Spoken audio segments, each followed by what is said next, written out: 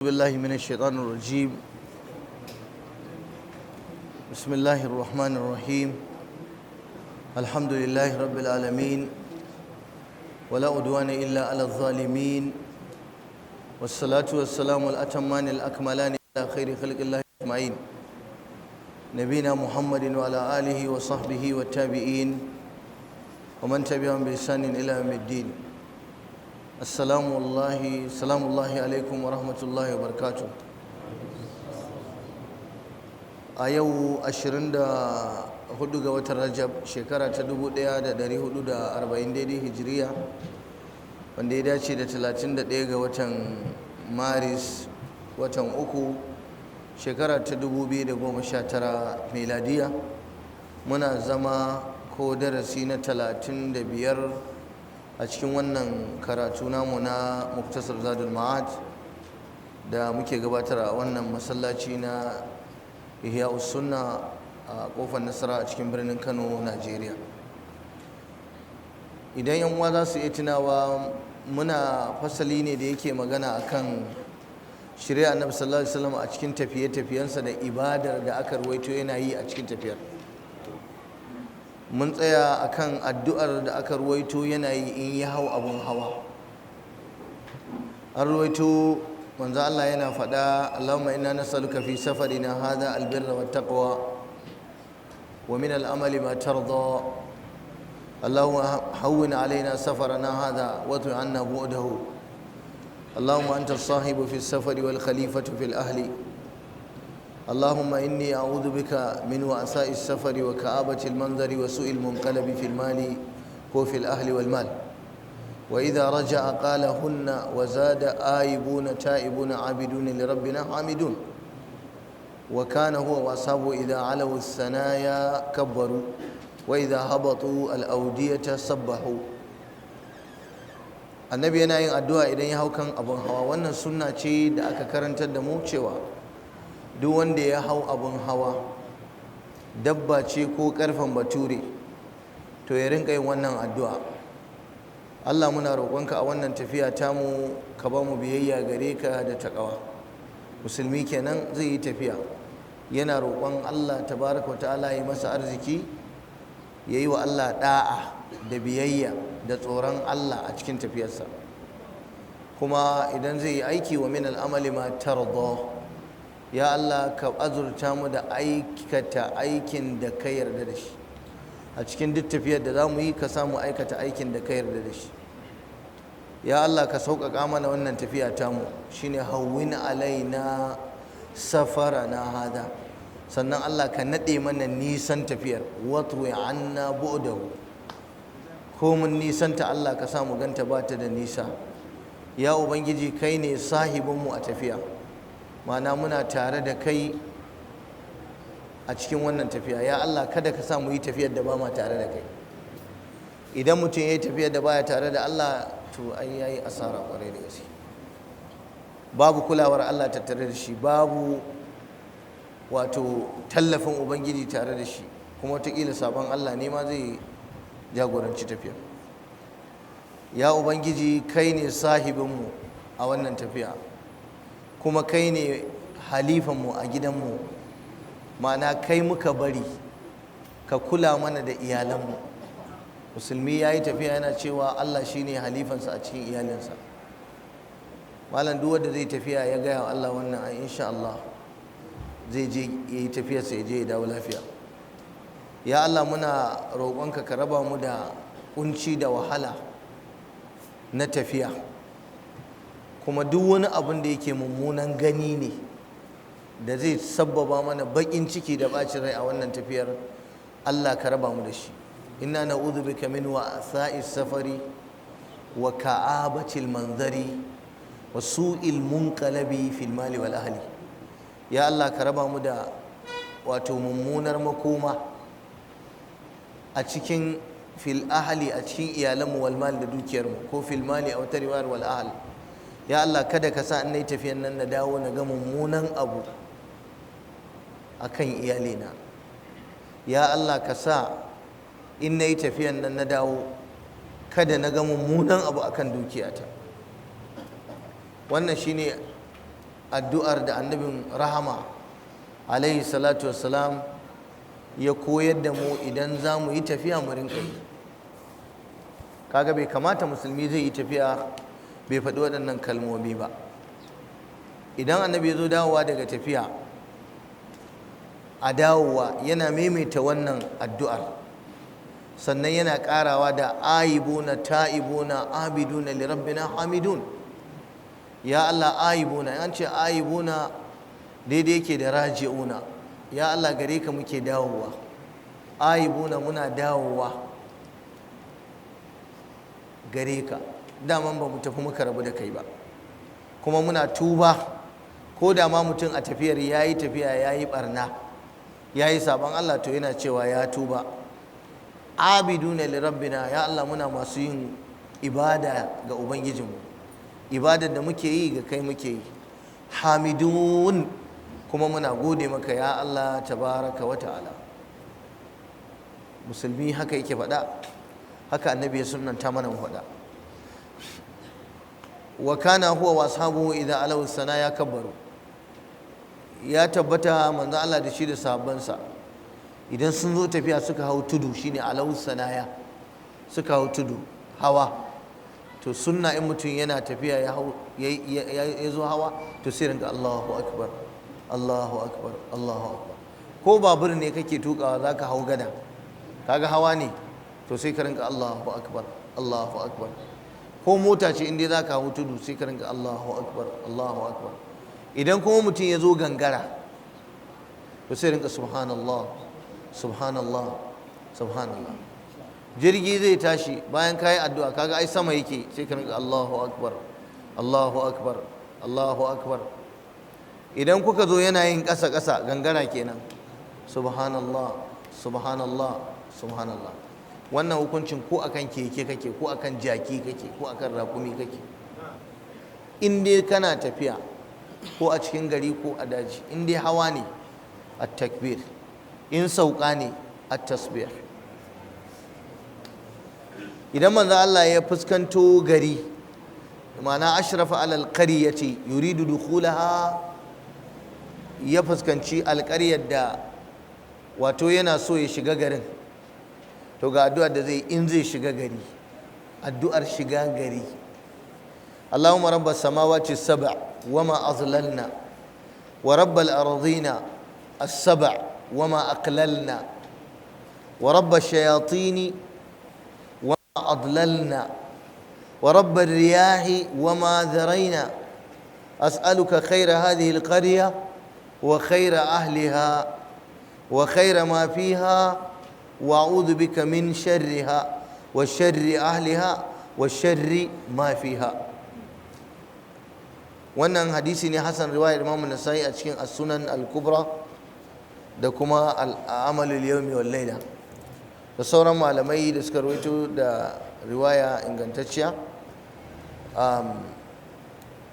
Annabi sallallahu alaihi wasallama in ya zo zai shiga gari, ƙarya ko garinsu ko ba nasu ba, yana cewa ya ubangijin sammai guda bakwai da abin da suka yi wa inuwa. Ubangijin sammai guda bakwai, ubangijin abin da duk sama ta lullube. Sama tana sama amma ai ta rufe wani abu. Ya ubangijin wancan halittar ta sama, ya ubangijin wannan halittar ta ƙasa, ya ubangijin ƙasai guda bakwai da abin da suka ɗauke da shi. Ƙasa tana ɗauke da abubuwa. Ya ubangijin shaidanu da ma duk abin da shaidanun suka ɓatar, dama aikin shaidan ɓatar da mutane. Ya ubangijin iska da abin da iskan nan ta yada, duka su ma suna ƙarƙashin kulawar Allah. Ina roƙonka alherin wannan alƙarya, as'aluka khaira hadhihi alqarya, ina son ka bani alherin wannan gari. Akramakallah, in zaka shiga birnin Sin, zaka shiga birnin Madina, zaka shiga Chadi, zaka shiga America, zaka shiga duk wata ƙasa, duk wani gari da zaka shiga, to wannan a sunna shine abin da Annabi ya karanta ka rinka roƙo. Ya Allah, duk alherin da yake cikin wannan alƙaryar ka bani ita. Ka duba magana malam mai daɗi. As'aluka khaira hadhihi alqarya, wa khaira ahliha, ya Allah ina roƙonka alherin jama'ar da take cikin wannan gari. Kamar cewa kake duk alherin da ke cikin wannan gari Allah ka bani, musamman kai ɗan kasuwa da zaka je sayayya, ka je sayayyan kaya, musamman kai ɗalibin ilimi da zaka je karatu ka zauna a garin, musamman watakila baka da lafiya ne zaka je jinya, ai kana da buƙatar kai wannan addu'ar. Wa khaira ma fiha wa a'udhu bika min sharriha, ya Allah ina neman ka tsare ni daga sharrinta, sharrin wannan garin. Lalle ko zai iya yiwa gari akwai sharri a ciki, ba mamaki ka je ka gamu da fitina, ko ka je gamu da wasu yan wannan su damfare ka, su ɗebe yan dalolin da kake kunshe da su, wataƙila ka je ka fada cikin wata fitina, ko ka je ka sayi wani kaya mai matsala, wataƙila ka nemi tsarin sharrin ma'abuta wannan gari, shine wa sharri aliha wa sharri ma fiha, da sharrin da ke cikin wannan gari. Ya ubangiji Allah muna roƙonka ka raba mu da sharrin waɗannan abubuwan garin da al'umma da ke cikin garin da kuma duk komi ma da ke cikin garin. Jama'a wannan shine abin da annabin rahama sallallahu alaihi wasallama ya karantar da mu. Malamai sun yi maganganu, za mu takaice su a takaice dangane da tafiya. Sun ce tafiya gaba ɗayanta kala biyar ce. Tafiya a musulunci kala biyar ne. Akwai tafiya ta haram, safru haramin, tafiyar da haramun ne musulmi ya yi ta. Kamar misalin mutum ya yi tafiya akan abin da Allah ya haramta, ɗungurungum ya biya kuɗin jirgi ko ya hau mota ya yi tafiya don ya je ya aikata haram, ya yi tafiya don ya je ya zina, ya yi tafiya don ya je ya cinikin kare ko alade ko giya, ko ya yi tafiya don ya je ya yi dillancin wani abu na haram, ko ya tafi don ya je ya sata, ko ya tafiya don ya je ya fashi da makami. Malamai suka ce ko kuma mace musulma ta shirya ta yi tafiya ba tare da muharrami ba, kurin ta buga mota ko ta buga jirgi ta tafi tafiyar da ta kai kwana da yini. Allah ce haramun ne tafiyar da ta kai wannan lokaci mace ta yi tafiya ba tare da wani muharrami ba. To shi ma wannan safaru haramin ne. Idan da Allah zai taimaki mutane ya taimake su, sai dai mu ce Allah ya musu taufiki, musamman waɗanda Allah ya rufa asiri suke ba wa matansu ragamar tafiye-tafiye. Mutum kawai matarsa in ta yi sha'awa za ta abin nan sai ta je ta yanki tiket kawai ta tafi India, ko ta tafi America, ko ta tafi Dubai, ko ta tafi Saudiya, ko ta tafi kaza, ita kadai tsurarta. Haramun ne mace baliga ta yi tafiya ba tare da muharrami ba. Amma za ka suna tafiya, yanzu wani yarsa ɗaliba ce karatu za ta tafi China ko Ingila, kullum sai ya ɗora ta a jirgi kawai ta tafi. Ko kuma akwai mata 'yan kasuwa, kullum tana sama kamar tsuntsuwa,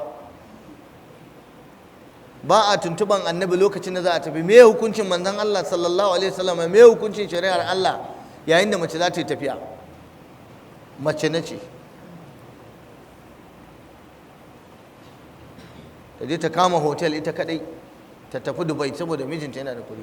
Wani bawan Allah ya gaya mu wata rana ya yi tafiya, ina faɗa saboda a gyara.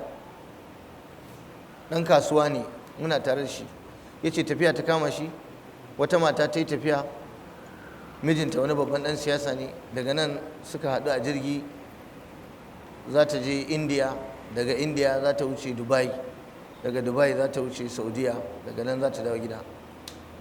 Ya ce suka haɗu a jirgi, an loda mata daloli, kuma ba ta yi declaring dalolin ba ta yi abin da ake a airport in mutum zai tafi da kuɗi da yawa ba.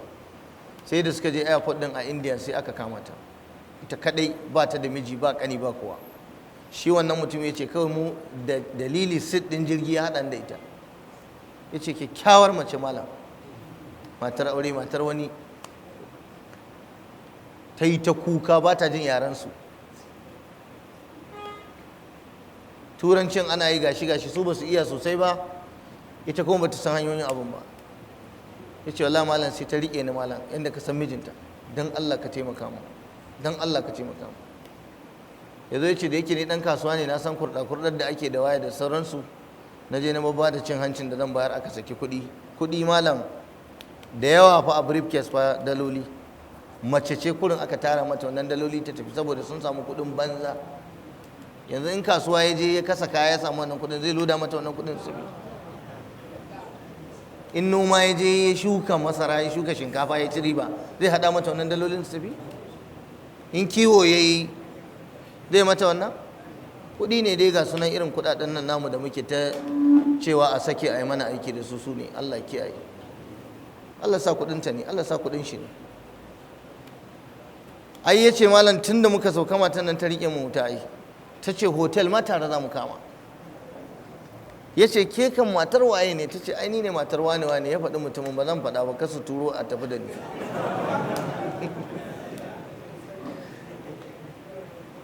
Ya ce wallahi muna zaman mu za ku ta mana jamgale wallahi. Ya ce wallahi malam ba a ji ne? To gyara. Tunda an taɓo ɗan matsaloli bari ku yanzu ba kwa ji ko? Da nake ta karanta hadisan ba ku ce kuɗin ba kwa ji ba.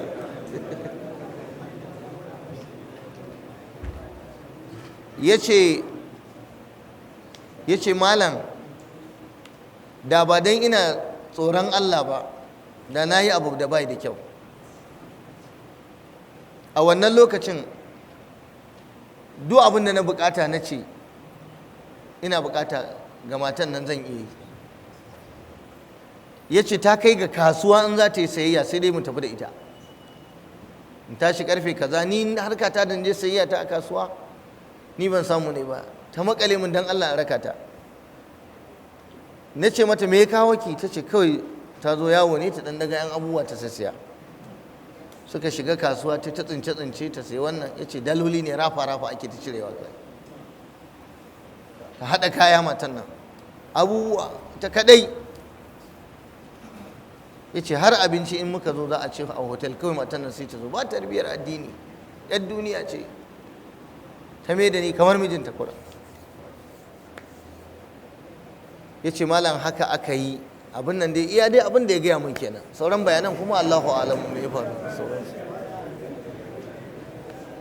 Ya ce daga nan ina za ki je? Ta ce Dubai. Ta ce wai ta biya musu manta su tafi yanka. Ya ce ke ni fa da iyali na a gida, ni da mutunci na da waye da sauransu.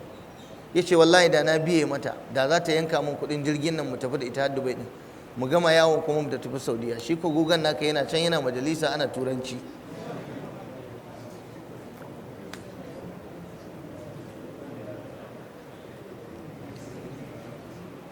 Saboda an samu wadata, an samu dama. Shi yasa annabi ya yi gaskiya. Yanzu wannan mata kaga sai abin da Allah ya kaddara. In ta je can ɗin ma wani za ta nema. To haka abin yake, amma ba a sa su a faɗa.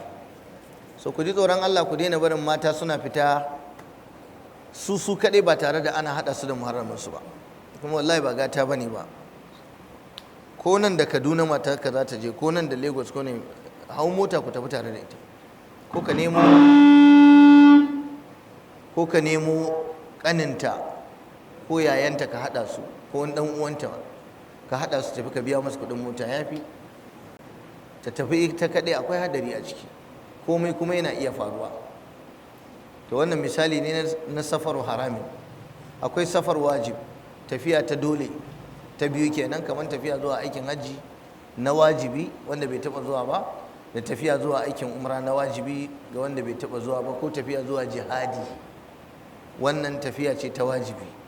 Akwai tafiya ta biyu, ta uku, ita ce tafiya ta mustahabbi, kamar misali tafiyar zuwa umra ba ta farko ba, ka je ka sauke, dan umra ita kanta wajibi ne, hajji ma wajibi ne. So amma in ka taɓa zuwa umra, duk tafiyar da zaka ƙara yi wannan tafiya ce ta mustahabbi. Ko aikin hajji na biyu, na uku, na hudu, na biyar, wannan shi ma tafiya ne na mustahabbi, shine safar mustahab. Ko kuma jihadi na tatawu'i, akwai jihadi na tatawu'i. Tafiya ta uku safar mubah, tafiya wacce take ta halal kawai.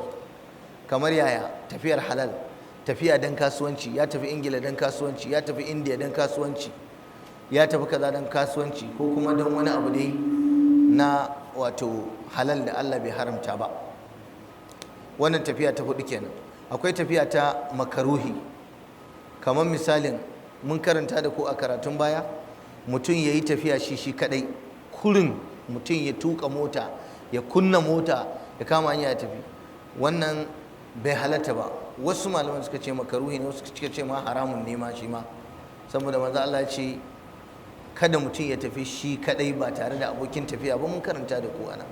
To wannan ba a san irin wannan tafiya, sai dai fi amrin la budda minhu, abinda ba makawa dole, wani yanayin dole tafiyar ta kama ka kai kadai zaka tafi, ko a gaggauce duk wanda ka nema ya zo ya raka ka sai ya ce yana da uzuri, ba wanda zaka dauka, wataƙila kuma wanda zaka dauka mai bacci ne, da zo ka ajiye kaya a gaban mota ita maka bacci kuran. To kaga matsala ne wannan. Ma ka samu mai nishadi sosai wanda za ku tattauna sosai ya dauke maka kewa a tafiya, shi ake so. Amma mutumin da zaka zo ka dauke shi ka sashi a gaban mota, za ku tafi kawai kuna fita daga wajen gari ya karya hularsa ya yi haka yana zuba bacci, kai ma jonawa za ka yi wallahi.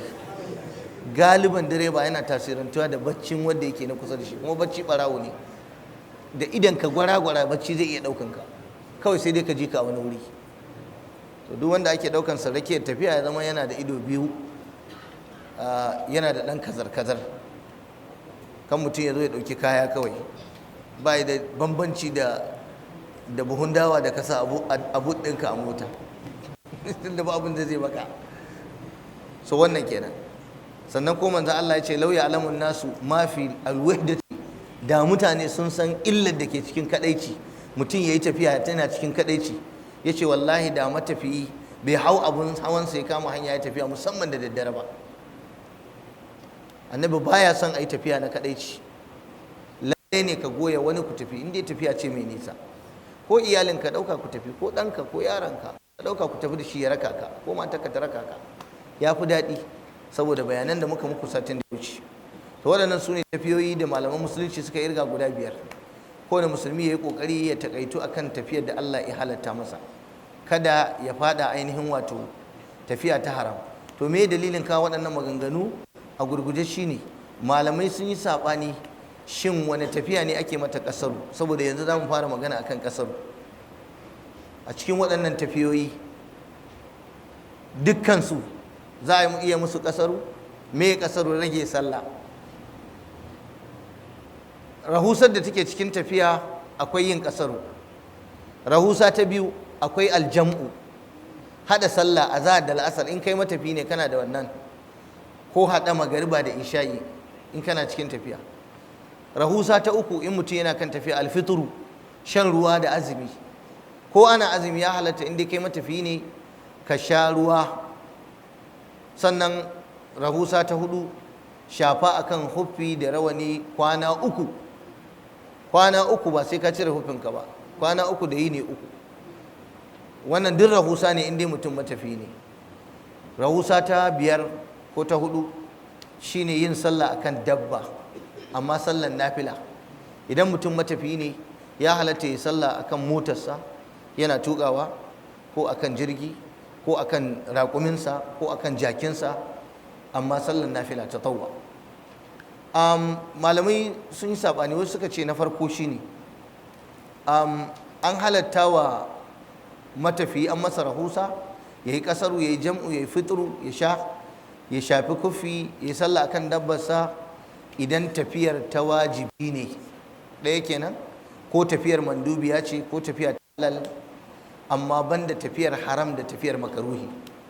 Duk wanda ya yi tafiya ta haramun to bai halatta ya ƙasar ba, duk wanda ya yi tafiya ta makaruhi bai halatta ya ƙasar ba. Na muku bayanin tafiya ta haram da tafiya ta makaruhi, haka ne? Wannan rahusa a waɗannan ra'ayi na waɗannan malamai, tafiyar wajibi, tafiyar wato halal ko mandub shine aka halatta kai ƙasar. Ra'ayin farko kenan. Ra'ayi na biyu suka ce a'a, ai gaba ɗaya ma ita ƙasaru ai ba a yin ta in ba aikin hajji ko umra ko jihadi ba, kwata-kwata. Maganar ma mutum a cewa ya yi tafiya ya ƙasar ba a yi. sai in hajji ne ko umra ne ko jihadi ne. Me dalili? Suka ce ai alwajibu la yutraku illa liwajib. Wajibi ne cika sallah ko? To wani abu baya zuwa ya kori wajibcin cika sallan nan sai in wannan abin shi ma wajibi ne. Kenan wanda ya tafiya ta wajibi shine yake da daman ya rage sallah ya mayar da ita raka'a biyu. Tafiya ta mubah, tafiya ta haram, tafiya ta makaruhi fala ba za a yi ba. So in ka ji wani malami yana ba da fatawa akan kasaru sai a aikin hajji ko umra ko jihadi, to yana da wannan ra'ayi ne cikin ra'ayukan malamai. Wasu kuma suka ce ra'ayi na uku, a'a abun yana da ɗan sauƙi, ba a yin kasaru illa fi safari ta'a. Ba a yin kasaru sai in a tafiya ce ta yi wa Allah da'a. Duk tafiyar da ka auna ka ga ba tafiya ce ta biyayya ga Allah ba, to bai halatta kai kasaru a cikinta ba. Yaya za a sauƙaƙa maka a ce ka rage sallah raka'a 4 a ce ka mai da ita raka'a 2 ba tafiyar da'a wa Allah ba? Suka ce sam bai halatta ba, saboda suka ce manzon Allah sallallahu alaihi wasallama duk tafiye-tafiyen da ya yi kasaru tafiya ce ta yi wa Allah da'a. To ya za a zo a malkata ko a canja maganar yin kasaru a mai da ita kawai a ce wai a je a ta yin kasaru alhali tafiyan ba ta yi wa Allah da'a bane ba? Wannan ra'ayi na uku kenan. Imam Abu Hanifa rahmatullahi alaihi, ɗaya daga cikin manya-manyan malamai masu mazhaba, da Sheikhul Islam Ibn Taymiyyah, Allah ya masa rahama, da yawa daga cikin malamai na musulunci suka ce ya halatta a yi kasaru ko da a tafiyar haram ce. Abu Hanifa, Sheikhul Islam Ibn Taymiyyah, sauran malamai na musulunci wasu suna da ra'ayin ko tafiyar shan giya mutum zai je, ko caca ko sata zai yi, kowace tafiya ce, in dai tafiya ce ta balce, ta tsalle ne, ta guje-guje, ta menene, kawai ya yi kasarunsa. Sheikhul Islam Ibn Taymiyyah yake cewa hujjar ita ce a nassoshin da aka kawo aka ce a yi kasaru, da nassoshin da aka kawo aka ce a sha ruwa a azumi, jinsu safari kawai aka ce, tafiya kawai aka ce. Shari'a ba ta ware tsakanin tafiya ta halal da tafiya ta haram ba. Kurin lam yukhas, ba a keɓance safaru ta'a ko safaru alharam ba, ko safar duna safar ba. Kawai an ba da dama ne a yi kasaru kurin in an yi tafiya. Haka Ibn Taymiyyah Allah ya masa rahama ya faɗa, da shi da Imam Abu Hanifa rahmatullahi alaihim rahmatan wasi'a. Kuma wannan ra'ayin na Ibn Taymiyyah, wannan ra'ayin na Abu Hanifa shi yafi inganci. Magana da tafi ƙarfi shine a kowace tafiya mutum zai iya yin kasaru. To wacce ce tafiya? Kilomita nawa? 48 kamar yadda wasu malamai na fiqh suka faɗa? La, na'am, ra'ayi ne, fahimta ne, amma zance mafi inganci tafiyar da za ka iya yi mata kasaru ita ce duk tafiyar da al'ada za a cewa ka yi tafiya biduni i'tibar, ba tare da lura da adadin kilometers din ba. Kamar misali, an zo gida ana neman ka tafi dan batta, sai iyalinka suka ce ai yayi tafiya. To a shari'a tunda an ce yayi tafiya, al'ada ana ambatan wannan tafiya, to ya halatta ka mata kasaru, kuma ya halatta ka sha azumi, ya halatta ka yi shafa akan huffi din nan da aka ce. A'a an je ne aka ce ka tafi rimin gado, a al'ada za a ce ya yi tafiya, ya je rimin gado, za a ce ya yi tafiya, ko za a ce ya je unguwa. In a al'ada ku ana cewa ya yi tafiya, to ya halatta kai kasaru. Duk tafiyar da al'ada ana iya ce da ita kasaru, an yi tafiya, as-safaru, to ya halatta a yi mata kasaru. Kaga abin yana da sauki kwarai da gaske. Duk da cewa wasu suna da ra'ayin sai ya kai kilomita 40 da kaza, wannan ra'ayi ne cikin ra'ayukan malaman fiqh, Allah musu rahama. Yaushe ake fara yin kasaru din? Idan an fita wajen gari. Yanzu mutum zai tafi Kaduna, zai tafi Lagos, la'asar ta yi ko azar ta yi, ba zai tsaya a masallacin unguwar sai fara kasar ba, ai baka fara tafiyar ba. Sannan yaushe ake hada sallah? Malamai sun yi sabani. Wasu sun ce in mutum yana tafiya yana iya yin aljam'u. Kamar yana iya aljam'u? Aljam'u akwai alƙasru, akwai aljam'u. Alƙasru wal jam'. ka rage sallar kuma ka haɗa azahar da la'asar. Kun ce ana iya yi matukar sunanka matafi za ka iya yin aljam'u, ka rinka jawo azahar ka haɗa ta la'asar, ko ka jawo la'asar ka haɗa da azahar, magariba ta yi ka ƙi sai isha'i ka haɗa, in dai kana kan tafiya kai matafiyi ne. Wasu suka ce a'a, ina jin daga cikin rayukan malikiya ne, fi asna'is sairi ana yin aljam'u ne, ba kasaru nake faɗa ba, aljam'u da kasaru, a haɗe azahar da la'asar, a haɗe magariba da isha'i in a cikin tafiya ne, kamar kana kan hanya, ba wai kayi niyyar zaka je Lagos ko zaka je China, lokacin da ka dira a garin a ƙasar China, yanzu ka kama hotel kana zuwa kasuwa kana dawowa, to kaga wannan ba fi asna'is sairi bane, ba a cikin tafiya bane. Yanzu anan na'am kai matafiyi ne, kana daman kai kasaru. A wannan ra'ayi na biyu suka ce ba za ka hada ba, saboda su sun ce sai in dalilin haɗe sallar wahalar tafiya, kuncin tafiya shine za ka haɗe sallar, so ba za ka haɗe ba tunda yanzu a cikin gari kake, kana kwanciya kana zirga-zirga da sauransu. Ina fatan kuna fahimta. Kuma wannan ra'ayi ne mai ƙarfi ƙwarai da gaske daga cikin ra'ayukan malamai, Allah ya yi musu rahama. So wannan kenan. Za mu ɗan ƙara bayani kaɗan nan gaba akan abin da ya shafi wato ƙasar ɗin. Bari mu ci gaba. Malam yake cewa wa kana yuqassiru ruba'iyya, manzon Allah yana rage ruba'iyya, wato sallah mai raka'a hudu. Raka'a mai raka'a hudu ruba'iyya, annabi yana rage ta mai da ita hudu. Kenan ɗabi'ar annabi ne in yayi tafiya yana yin mai ƙasaru. Sun yi saɓani shin ƙasarun nan sunna ne ko kuma wajibi ne, shi ma a gurguje. Da akwai waɗanda suka cewa ƙasarun nan ba dole ba ne, in ka ga dama ka yi, in ka dama ka cika sallah in ka yi tafiya. Amma wasu malaman suka ce a'a, ƙasarun nan dole ce. Kamar ya dole, automatically in dai ka yi tafiya sallah ta tashi daga raka'a hudu ta dawo raka'a nawa? Raka'a biyu. Daga cikinsu akwai Sheikh Nasiruddin Al-Albani, Allah ya masa rahama, da sauran malamai suna ganin cewa kasaru ba ruksa bane, kasaru azima ce. Kasaru ba ruksa bane, kasaru azima ce. Me azima? Dole ne yin kasaru. Kawai in dai kai matafiyi ne, to azhar ɗinka kawai raka'a biyu ce. Me dalilin ku? za mu zo mu tattauna insha Allah a nan gaba kaɗan, cewa an samu aikin annabi gabaki ɗaya kullum inda ya yi tafiya shi annabi kasaru yake. A taɓa samu annabi ya cika sallah ba, to ya wani zai zo ya ce a cika? Wasu kuma suka ce a ya za a yi sauƙi ya zama wajibi? Ai sallah kaza ne, raka'a hudu ce. Sai su waɗancan suka kawo hadisin na Aisha take cewa yau ai ita sallah daman kala biyu ce, sallar tafiya daban Allah ya saukar da ita, sallar zaman gida ma daban take. Automatically lokacin da Allah ya farlanta wa manzon Allah sallah, ya gaya masa in dai sallah ta tafiya ce to raka'a biyu ce. Idan kuma ta zaman gida ne, uqirrat fi safari kenan, idan ta zaman gida ne kuma sai a cika ta, a cika a ƙaro raka'a biyu kenan. To yaya za ka canja yadda shari'a ta mayar da sallar? Daman shari'a a wajenta in dai sallar matafi ne raka'a biyu ne.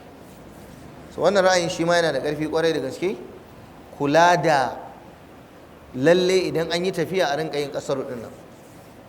Duk da yawa daga cikin malamai suna da ra'ayin a iya cikawa. Sannan akwai riwaya da aka kawo cewa manzon Allah wani lokacin yana cikawa, wani lokacin yana yin ƙasar. Imamu Shafi'i ma ya faɗi haka, Allah ya masa rahama, cewa wani lokacin annabi yana cikawa, wani lokacin yana yin ƙasar. Sheikhul Islam Ibn Taymiyyah, Allah ya masa rahama, yace wannan hadisin fa ƙarya aka yi wa annabi. Yace sam ba haka bane, inji Ibn Taymiyyah. Kadhibun ala Rasulillah.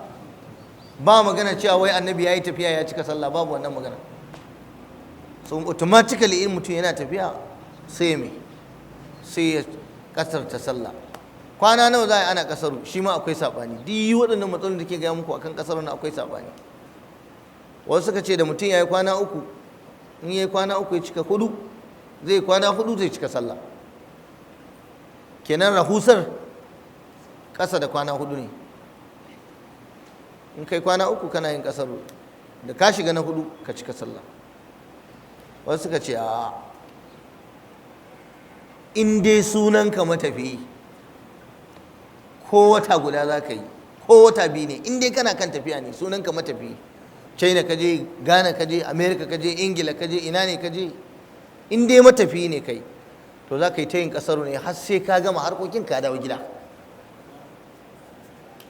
Suka ce ga dalilai nan da zamu zo mu karanta. Annabi ya yi ta yin kasaru sama da wata guda, sahabbai sun yi kasar wata 2, wane ne ya yi kasar wata 3?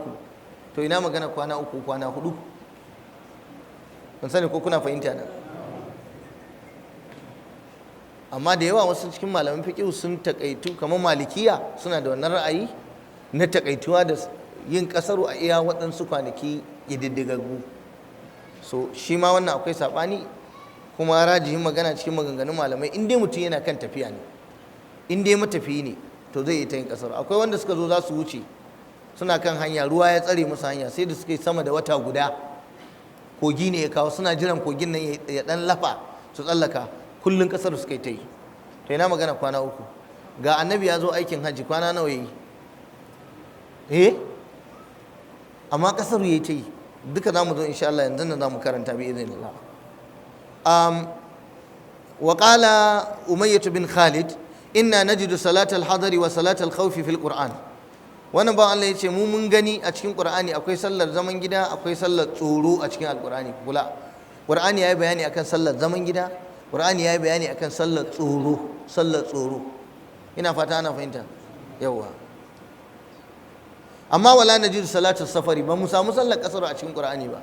Akwai wani wanda zai kawo mun aya ta sallar kasaru a cikin Qur'ani?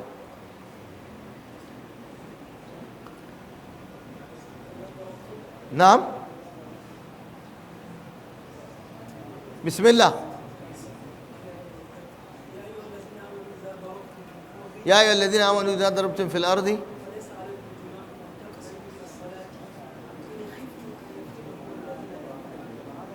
ka nutsu dai, haka ayat take. Na san dai ayat da ke so kawo, falaysa alaikum junahun an taqsuru min as-salah, ko an taqsuru min as-salati, sai ce mai in khiftum an yaftinakum alladhina kafaru, ku rage sallah in kuna jin tsoro. Salatul khawfi ce, ku yi kasaru amma in kuna jin tsoro, ku rage sallah in kuna jin tsoro. Yanzu wannan sallar da muke magana, a rage sallah sai da tsoro kenan? To sai suka ce ba ita bace. Wacce sallar yaƙi ne, sallar tsoro, ko wani abu da ya same ka, kana kan tafiya tsoro ya same ka. To bari mu ji, wannan fahimta ce. Ibn Umar sai ya ce ya ukhayya, ko ya akhi, ya kai dan uwana, inna Allah ba'atha Muhammad sallallahu alaihi wasallam, mu fa Allah ya turo mana annabi Muhammadu sallallahu alaihi wasallam, wala na'lamu shay'an, mu ba abin da muka sani, wa inna ma naf'alu kama ra'ayna Muhammadan sallallahu alaihi wasallam yaf'alu, kawai mu muna aikata kamar yadda muka ga annabi yana aikata. To annabi yayi sallar kasaru, ko aya bata zo karara ta abin nan ba, ai annabi yayi. Shikenan, alaikum bi sunnati wa sunnatul khulafa'ir rashidin, ma atakum rasulu fakhuduhu wa ma nahakum anhu fantahu. Mu muna yi ne kamar yadda annabi ya faɗa. Za mu zo mu yi bayani insha Allah akan wannan matsalar tsoro din ko rashin tsoro. Amma dai a takaice abin da malamai suke faɗa, ba sharaɗin sallar ƙasaru bane sai da tsoro. Kada wani ya jawo wannan ayar ya fake ko ya makale da ita, ya ce ai za a yi ƙasaru ne idan ana jin tsoro. A'a, ba sharaɗi bane. Na'am, wannan akwai akan sallar yaƙi da ake, akwai wannan maganar tsoro din, salatul khawfi akwai ta, amma kuma akwai sunnar kasaru kamar yadda annabi ya tabbatar. Za mu zo mu karanta. Wa kana min hadihi sallallahu alaihi wasallam al-iktisaru ala al-fardi wa lam yuhfaz anhu annahu salla sunnata qablaha wala ba'daha. To yanzu matsala da zamu shiga ta biyu, shin idan manzon Allah yayi tafiya yana yin nafila? Idan mutum ya zama musafir ne yayi tafiya yana yin nafila? Kai da aka ce ka rage sallah ka mai da ita raka'a 2, to akwai maganar nafila kuma ko babu? Wannan shine matsalar da zamu zo mu tattauna yanzu insha Allah tabaraka wa ta'ala. Malam yace wa kana min hadihi al-iktisaru ala al-fardi, cikin shirin manzon Allah yana takaituwa ne akan sallar farilla. Walam yuhfaz anhu annahu salla sunnata qablaha, ba a taɓa ruwaitowa cewa annabi yayi sallar nafila kafin farilla ba yana cikin tafiya, wala ba'daha ko kuma yana cikin tafiya bayan yayi farilla ya kawo nafila, illa sunnatul fajr wal witr, sai dai wannan nafila ta rak'atan al-fajr wannan kan ko yana cikin tafiya yana yi, sannan wuturi ko yana cikin tafiya yana yi. Amma nafila raka'a biyu kafin azhar ko raka'a hudu kafin azhar, raka'a biyu bayan azhar, bayan magariba, bayan isha'i, annabi baya yi. Yace walakin lam yamna min at-tatawwu' qabla wala ba'da, sai dai shi annabin sallallahu alaihi wasallam bai hana ayi nafila ta tatawu'i dan mutum yana cikin tafiya ba a samu riwaya da annabi yace in kuna tafiya kar ku yi nafila ba, ko kafin sallah ko bayan sallah ba, amma dai shi ba a ga yayi ba. Wa huwa ka tatawu'il mutlaqi, daidai yake da tatawu'i mutlaqi, la annahu sunnatun ratibatun lis-salah. Tatawu'i mutlaqi wato nafila sake ba kaidi wanda kaga dama zaka iya yi kurin, amma fa ba za ka dauke ta a matsayin sunna ratiba ba, dan wannan sunna ratiba na nafilfili da ake yi bayan sallar farilla ko kafin sallar farilla, wannan an sunnanta su ne in mutum yana zaman gida. Amma sauran nafilfili in kaga dama zaka iya yi a wannan ra'ayi. Wa sabata anhu annahu salla yawm al-fath 8 raka'atin duhan, to an samu kuma wata riwaya annabi sallallahu alaihi wasallam yayi sallar walaha, riwayar Imam al-Bukhari da Muslim, a ranar fatu Makka. Kaga yana cikin tafiya ne, har an je yaƙi ne ma, amma a ranar fatu Makka yayi sallar walaha raka'a nawa? Raka'a 8. Wannan shine dalilin ashe sallar walaha akan iya yin ta raka'a nawa? Raka'a 8. Wa kana min hadi salatu tatawwu ala rahilatihi. Abu na ƙarshe, yana cikin shirin manzon Allah yana yin sallar nafila akan dabba inda duk ta fuskantar da shi. Na yi muku bayani ɗazu, ya halatta mutum akan mota sai nafila, ita ce dabbar ka, duk inda ta fuskantar da kai. Wa kana yumi'u fi ruku'ihi, nuni yake in ya zo yin ruku'i, hadisin Bukhari da Muslim. Ma'ana mai kwan ka kifa kai, dan kaga in ka kifa kai zaka je ka haura gada fa, to in ima'i za ka yi, dan nuni kawai za ka yi. Wa kana idza arada an yartahila qabla an taziga ash-shamsu akhara adh-dhuhra ila al-asr. Annabi idan yazo zai yi tafiya, ya dora sirdi kafin rana ta kauce, to yakan jinkirta azhar din sai yayi tafiyar kafin azhar ta yi, inda zai tafiya kafin azhar to zai ta tafiyar sai ya jinkirta azhar har zuwa al-asr.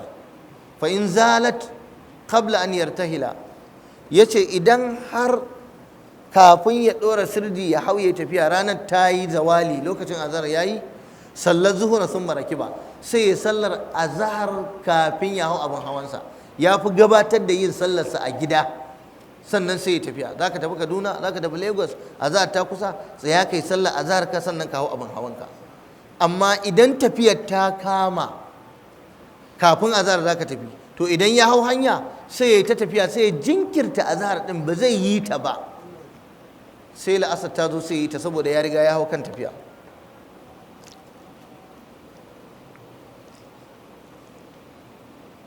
Wa kana idza ajalahu as-sayru akhara al-maghriba hatta yajma'a bainaha wa bain al-isha. Idan tafiya ta kama shi ta gaggawa, shi annabi sallallahu alaihi wasallam yakan jinkirta magariba ya kiyaye yi ta, saboda yana kan tafiya, yana sauri. Kun gane? Kamar misalin kana sauri kana so ka isa Kaduna kafin dare yayi, kuma ga magariba ta yi. Ya halatta a shari'a ka ƙi ka yi magariban saboda gudun matsalolin hanya, ka ƙi ka yi sallar, ka bari sai ka watakila shiga gari ko kusan shiga gari sai ka yi ƙasarunka, sai ka yi sallarka, ba laifi ba ne. To annabi yana yin haka, in yana gaggawa sai jinkirta magaribar, sai ya haɗa ta tsakanin magariba da isha'i. Walam yakun min hadihi aljam'u rakiban, baya cikin shiryarsa yayi jam'i yana kan abun hawa, ya hada sallah yana kan abun hawa, wala hala nuzulihi, ko kuma bayan ya sauka. Ma'ana ɗabi'an nan ta hada sallah da sallah a zahar da la'asar ɗin ba ɗabi'arsa ne kai tsaye haka ba, sallallahu alaihi wasallama yana yi sai in dalili da bukata ta kama. A can gurin mu koma maganar yin nafila, mutum ya yi tafiya ya nafila, yanzu zai iya yiwa tafiya ce ta jirgi ba wahala, Lagos ne ka tafi, ka hau jirgi duka minti 45 ake, kuma an ruwaito maka cewa baya cikin sunnan annabi yin nafila sallallahu alaihi wasallama, illa dai an ruwaito yayi walaha a fatu makka an ruwaito rakatan alfajiri, an ruwaito wutri. To me hukuncin in dai annabi ne a aikinsa an ce bai ba, amma ba a hana ka kai ba. Ku gane wannan babu hani a kai, shi dai bai yi ba. Sai dai wasu malaman suna cewa kar ku manta da laqad kana lakum fi rasulillahi uswatun hasanatun liman kana yarjullaha wal yawmal akhir. An tambayi wato Abdullahi dan Umar, ya ce ni dai dangane da yin nafila kenan tare da ana tafiya a yi nafila, yaya za a iya yin nafila an yi tafiya? Ya ce ni dai na kasance tare da manzon Allah mun yi tafiye-tafiye, sahibtun nabi sallallahu alaihi wasallama falam arahu yusabbihu fi sabri, ban taba ganin annabi yana yin nafila yana tafiya ba. In ji wa? In ji Abdullahi dan Umar. Ya ce kawai laqad kana lakum fi rasulillahi uswatun hasana. Wannan amsa tana nuna Abdullahi dan Umar bai da ra'ayin a rinka yin nafila idan an yi tafiya. Da haka idan wani dan uwa yayi tafiya kaga ya kwanta yana ta zuga baccinsa, karka zarge shi, saboda watakila yana da ra'ayin Abdullahi ibn Umar. Shi cewa yayi yaya za a yi a ce in rage sallah saboda a sauƙaƙa mun a tafiya, kuma wani ya zo ya ce na yi nafila. Ina fata ana fahimta. Ya ce in har zan yi nafila to gwanda in cika sallata, dan farilla ta fi nafila daraja. Ya ce tun da na ga annabi bai yi ba, ni ba zan yi ba. Imamu Shafi'i an ruwaito yana faɗa cewa ai annabi yana yin nafila da daddare kuma yana yin ƙasaru, in ji Imamu Shafi'i. Amir ibn Rabi'a ya ce wai ya ga annabi sallallahu alaihi wasallam yana sallan nafila da daddare fi safari ala rahilatihi, yana kan dabba tasa. Riwayar Imam Bukhari a cikin at-taqsir fi salatul musafir. To yanzu ya zamu yi? Ga wani ya ce shi kam ya ga Amir bin Rabi'a. Ya za a yi da waɗancan maganganun? Aka ce shi abin da ya gani ya faɗa. Sai suka daɗa cewa ƙiyamun laili ce wannan, in mutum ya ga dama zai iya yin ƙiyamun laili, amma a ba mu dalilin da ya nuna ya yi nafila a zahar, ko ya yi nafila kafin la'asar, ko ya yi nafila bayan magariba, ko ya yi nafila bayan isha'i. Suka ce a ba su dalilin da ya nuna haka. Amir bin Rabi'a ya ce ya ga annabi yana sallah a kan dabbarsa ya yi tafiya. Suka ce wannan ƙiyamun laili ne. So suna nan akan ra'ayinsu har yanzu annabi bayan nafila idan ya tafiya. An tambayi Imamu Ahmad ani tatawu'i fi safari, yaya maganar yin nafila mutum ya yi tafiya? Ya ce arju Allah ya kuna bit tatawu'i fi safari ba'sun. Ina fatan, in ji Imamu Ahmad, ina fatan ba laifi dan mutum ya yi tafiya ya yi nafila a tafiya, ina fatan ba laifi. Ku ji fa cewa ina fatan ba laifi. An ruwaito daga Al-Hassan Al-Basri, an ce masa yake cewa sahabban annabi suna yin tafiya, kuma an gaya mana suna yin nafila kafin sallar farilla da bayan sallar farilla. Imam Hassan Al-Basri ya faɗa. To malaman hadisi suka ce wannan riwaya ce mursala, riwaya ce mursala, ba dan komai ba saboda shi Al-Hassan ya danganta magana ga annabi kuma bai ga annabi ba sallallahu alaihi wa sallama. An ce sun ga annabi yana yin tafiya yayi, sahabbai ma sun yi. To amma wannan yin nafila in ana tafiya an ruwaito shi daga Umar, an ruwaito daga Aliyu suna yi, Abdullahi dan Mas'ud yana yi, Jabir yana yi, Anas dan Malik yana yi, Ibn Abbas yana yi, Abi Dharr al-Ghifari yana yi. Abdullahi dan Umar fa yace ina ba zan taɓa yi manafila kafin azhar ko bayan azhar, ko kafin farilla ko bayan ta, in dai ina kan tafiya ne. Yace illa min jawfil laili ma'al witri, sai dai in sallar dare ne qiyamul laili in hada ta da witri dan na san annabi yana yi. Wannan shine shiriyar annabi sallallahu alaihi wasallama. Suka ce baya yin wannan nafila, in ji Abdullahi dan Umar, yana nan akan wannan ra'ayi. Dan haka ma shi hanawa yake, shi dan Umar hanawa yake, ce kar a yi. Sai dai wasu suna ganin cewa in mutum ya ce zai yi ibada ce nafila ce mutlaka, ba a matsayin ratiba ba kamar yadda muka faɗa, za a iya barin sa yayi. ba laifi bane ba, wannan ra'ayi ne. Bara ibn Azib yace nayi tafiya tare da manzon Allah sallallahu alaihi wasallam 18 safaran, tafiya guda 18. falam arahu taraka rakataini inda zayghi shamsi qabla zuhri. Babbar magana ke. Bara yace tafiya 18 ne da Annabi sallallahu alaihi wasallama, ni ban taba ganin yayi fashin raka'a biyu kafin azhar ba. Haka Imam Abu Dawud ya rawaito wannan hadisin, babu tatawwu fi safar, da Imam Tirmidhi babu ma ja fi tatawwu fi safari, amma a cikin sanadin akwai Abu Busrata al-Ghifari. Wasu malaman sun ce siqa ne, kamar da Ijli ya faɗa, Allah ya masa rahama. Ibn Hibban ya sa shi cikin siqat. Wasu mazajen sauran cikin hadisin malamai sun ce wato amintattun mutane ne. Imam Tirmidhi ya ce hadisi ne hasan, wasu kuma sun ce wani abu akai. To kaga in wannan riwaya ta tabbata kai tsaye babu matsala, to shi kam ya ce ya gani. Maganan a kore cewa annabi baya yi kai tsaye, to kenan matsalar fa akwai sabani a cikinta. Kuma akwai hadisin Aisha da take cewa kana la yadau arba'an qabla zuhuri wa rak'atayn ba'da. Annabi baya barin rak'o'i hudu kafin azhar, baya bari da rak'o'i biyu bayan azhar. Sai suka ce ai wannan hadisin ba sarihi bane. Ka san me ba sarihi ba? Ai bai fito fili ba, yana magana ne akan sallarsa da ake yi na zaman gida ne. Ya za a dauko wannan hadisin da yake magana akan sallar zaman gida a kafa mana hujja da shi? Sannan kuma ma suka ce yau Aisha ita za ta ruwaito maganar annabi baya barin raka'a hudu kafin azhar a tafiya. Suka ce ar-rijalu a'lamu bi safarihi minan nisa. Maza da suke yin tafiya tare da annabi su suka fi kowa sanin me annabi yake a tafiya, amma ba matarsa da take zaune a gida ba. Ya za ta yi ta bada labarin tafiya in dai ba da ita aka yi tafiyan ba? Malamai kenan, akwai bayani. Kuma an ruwaito daga Abdullahi dan Umar, shi kuma yace shi dai bai ga annabi ya ƙara sama da ainihin wato raka'a biyu ba. Lam yakun yusalli qablaha wala ba'da shay'an. A takaicen takaicewa, maganan nafila idan mutum ya yi tafiya bayan wutiri, bayan ƙiyamun laili, abu ne da yake akwai alamar tambaya a kai, saboda duka akwai cene na ce na malamai.